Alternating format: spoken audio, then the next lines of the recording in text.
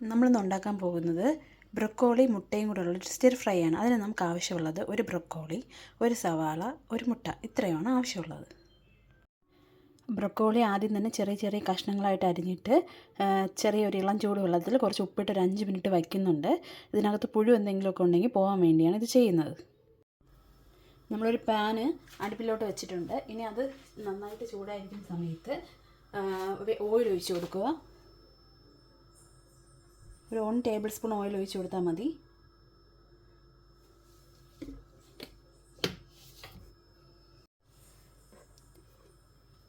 എണ്ണ ഒന്ന് ചൂടായി വന്നിട്ടുണ്ട്. നമുക്കപ്പോൾ ഇതിലോട്ട് അരിഞ്ഞു വെച്ചിരിക്കുന്ന സവാള ഇട്ട് കൊടുക്കാം.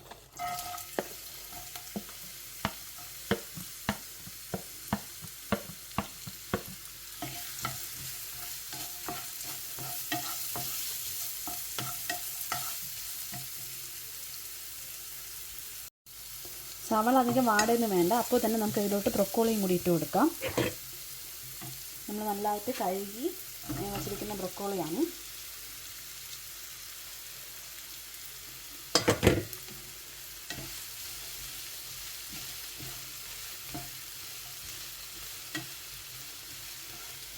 ഇനി ഇതിലോട്ട് കുറച്ച് ഉപ്പും കൂടി ഇട്ട് കൊടുത്ത് അടച്ചു വയ്ക്കാം.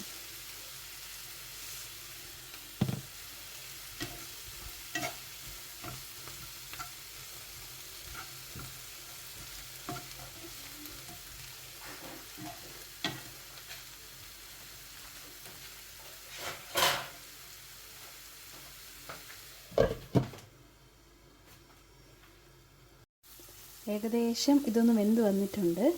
കുറച്ച് നേരവും കൂടി ഇതൊന്ന് അടച്ചു വയ്ക്കാം. ഇനി നമുക്ക് ഇതിലോട്ട് കുറച്ച് അളവിൽ മഞ്ഞൾപ്പൊടിയും മുളക് പൊടിയും ഇട്ട് കൊടുക്കാം.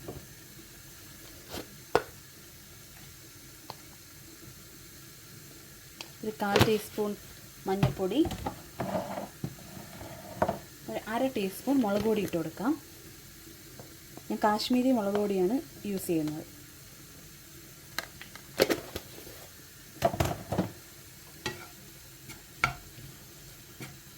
എന്നിട്ടൊന്ന് ഇളക്കി കൊടുക്കാം.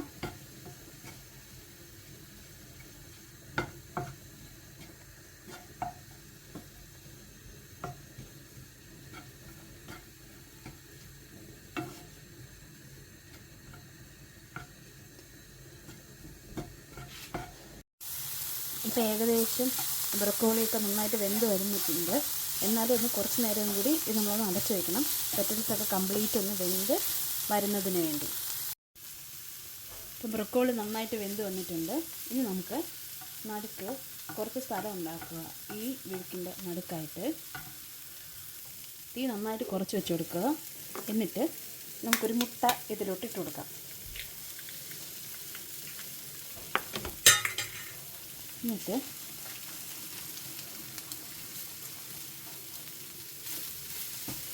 ഈ മുട്ട ഇതുമായിട്ട് നന്നായിട്ട് മിക്സ് ചെയ്ത് കൊടുക്കുക. ബ്രൊക്കോളിയായിട്ട്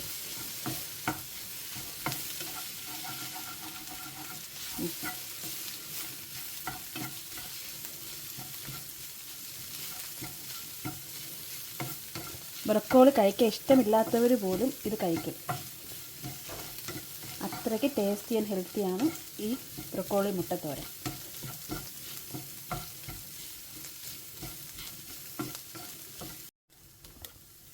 അങ്ങനെ നമ്മുടെ ബ്രൊക്കോളി മുട്ടത്തോരൻ റെഡിയായിട്ടുണ്ട്.